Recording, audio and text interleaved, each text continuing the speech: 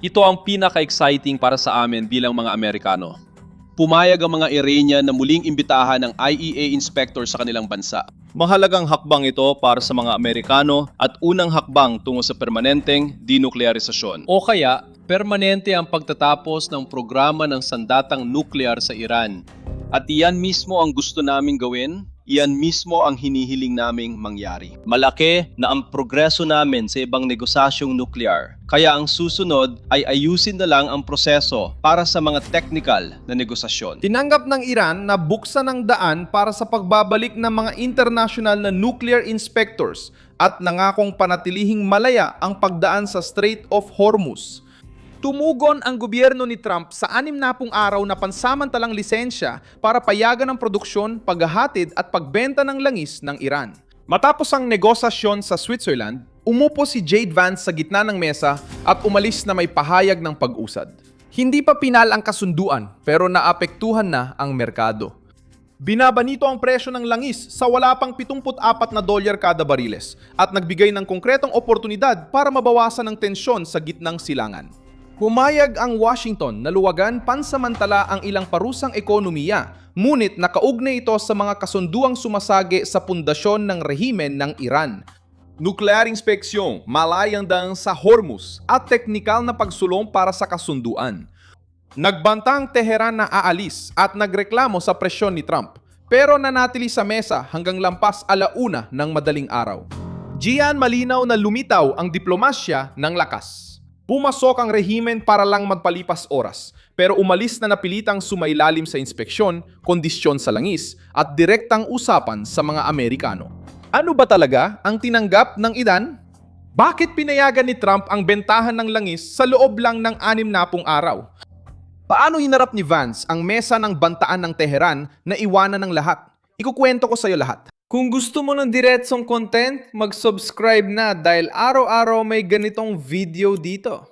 Naganap ang mga negosasyon sa Bergenstock Complex malapit sa lawa ng Lucerna sa Switzerland na may direktang partisipasyon ni J.D. Vance, mga kinatawan ng Amerika, mga opisyal ng Iran at mga tagapamagitan na kasali sa pagsisikap na pigilan ang paglala ng tensyon sa gitnang silangan. Naglatag ang gobyerno ni Trump ng 3 layunin. Pigilan ang lihim na nuclear program ng Iran, panatilihing bukas ang Strait of Hormuz para sa kalakalan at subukin kung tutuparin ng Tehran ang kanilang mga pangako. Pumayag ang Iran na papasukin ang mga inspektor ng International Atomic Energy Agency na tinawag ng Washington na mahalagang pag-usad. Dahil ang nuclear inspection ay palaging isa sa mga pinakasensitibong bahagi ng sigalot. Ang lisensya mula sa Treasury ay pansamantalang ginhawa, hindi blankong tseke.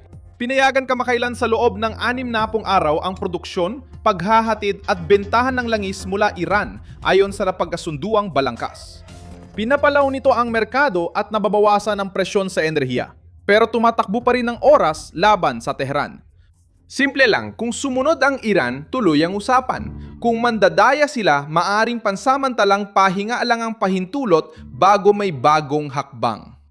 Pinalaya ni Trump ang langis, hindi dahil sa bulag na tiwala, kundi upang gawing pagsubok ng pagsunod ng rehimen bawat bariles. Agad lumitaw ang epekto, bumaba sa $74 kada bariles ang presyo ng langis. Kapag napilit ng Washington ang Tehran na mangako magbigay ng malayang pagdaan, alam ng merkado na mas mababa ang agarang panganib. Si J.D. Vance ay naging sentrong bahagi ng pagsulong. Sinabi niya na nagbanta ang mga Iranian na aalis sa negosasyon dahil sa matinding tugon ni Trump sa social media, pero hindi sila umalis. Sabi ni Vance, nagkaroon ng reklamo at pressure pero nagpatuloy pa rin sa trabaho ang technical team ng Iran sa Bergenstock kasama ang mga Amerikano. Ipinapaliwanag dito kung paano umandar ang negosasyon. Tinangka ng Teheran gamitin ang banta ng pag-alis bilang pressure, ngunit hindi nagbago ang tono ng White House. Pumasok si Jared Kushner sa pagbuo ng economic package na may dalang proposal na mabigat din ng epekto sa loob ng Amerika. Maaring gamitin ang bahagi ng napalayang pondo ng Iran para bumili ng produktong agrikultural mula sa Estados Unidos. Nakakatulong ito sa Amerikanong magsasaka, tumutugon sa pangangailangan sa Iran at nababawasan ang panganib na magamit ng rehimen ang pera. Praktikal itong hakbang. Nakakatanggap ng pagkain ang Iran, kumikita ang Amerikanong magsasaka at binabantayan ng Washington ang pondo.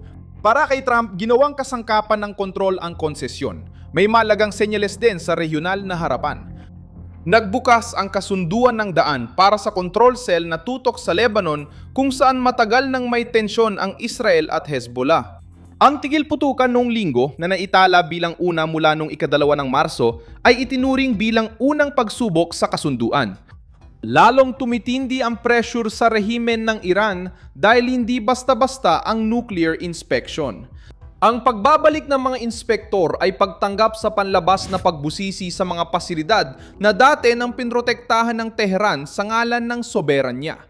Tinuring itong tagumpay ng gobyerno ni Trump dahil nailalantad nito ang Iran mula sa lihim. Kapag pumayag sa inspeksyon ng isang diktadura matapos ang mga linggo ng banta at pagharang, inaamin nitong epektibo ang presyon. Ito ang nagbibigay ng lakas sa anunsyo ni Besant at pahayag ni Vance at nagpapakita ng pagbabago ng paraan sa Washington. Hindi lang parusa o salita ang ginamit ni Trump. Pinagsama niya ang pressure na militar, direktang negosasyon, insentibong ekonomiya at maikling palugit. Ang lisensya sa langis ay 60 araw lang dahil gusto ng White House na mabilis na resulta. Kasama ang pagbili ng produktong agrikultural sa kasunduan para magdala ng benepisyo para sa Estados Unidos. Kailangan ng inspeksyon sa nuklear dahil kung walang kontrol, walang tiwala. Kasama ang kipot ng Hormuz dahil kung sarado ito, buong mundo ang magbabayad. Habang may diplomasya sa labas ng US, nagpasimula si Trump ng panibagong laban sa kabisera sa paghiling ng mabigat na parusa sa mga nagvandalismo sa Lincoln Memorial Reflecting Pool sa Washington. Inanunsyo ng autoridad ang pag-aresto at pagbibigay ng citation at nangahong kakasuhan ni Janine Pirro ang mga sangkot. Ipinaalala ni Trump na ang pagsira o pagtatangkang sirain ang federal na monumento ay maaari magresulta sa hanggang 10 taon na kulong. Mensahe niya ay tungkol sa kaayusan. Habang nakikipagnegosasyon sa ibang bansa, nanghako ang gobyerno na lalabanan ang pag-atake sa pambansang simbolo sa loob ng bansa. Sinusunod ng panloob na panig na ito ang parehong politikal na linya. Ipinapakita ni Trump na walang puwang para sa bandalismo sa makasaysayang ari-arian. Sa seguridad, ipinagpatuloy ng Pentagon sa ilalim ni Peter Hegseth ang operasyon laban sa mga network ng narkotrafiko sa hemispero. Iniulat ng Southern Command ng US ang bagong pag-atake sa barkong konektado sa mga organisasyong itinalagang terorista na nagdulot ng 2 patay at may mga nailigtas. Tinawag ng White House ang kampanyang ito bilang direktang aksyon laban sa mga narkoterorista na gumagamit ng rutang pandagat para sa krimen. Ipinapakita ng aksyon na kahit nakatutok sa Iran, tuloy pa rin ang Washington sa pagpuwersa laban sa mga kartel at grupong kriminal malapit sa Amerika. Sa gitnang silangan, pinipilit niya ang Iran na tanggapin ang mga inspektor, malayang pagdaan sa Hormuz at formal na negosasyon. Sa merkado, binuksan niya ang langis ng Iran, saglit at napansin niya ang pagbaba ng presyo ng bariles. Sa agrikultura, ginagamit niya ang mga na-unfreeze na asset para itulak ang pagbili ng produktong Amerikano. Sa Washington, hinihingi niya ang matinding parusa laban sa sumisira ng mga monumento. Sa hemispero, nagpapatuloy siya ng aksyong militar laban sa mga narco-terrorist. Lumabas si Vance para sabihin na nailagay na ang pundasyon pero kailangan pang itayo ang bahay.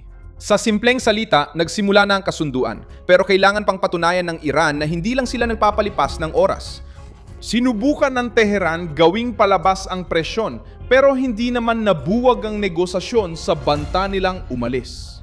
Ako si Milson Alves Global, internacionalista at layunin kung bigyan ka ng tamang impormasyon araw-araw. Nasa video description ng news links. I-like ang video, mag-subscribe sa channel at basahin ang mga komento para mas maging aktibo sa komunidad ni Milson Alves.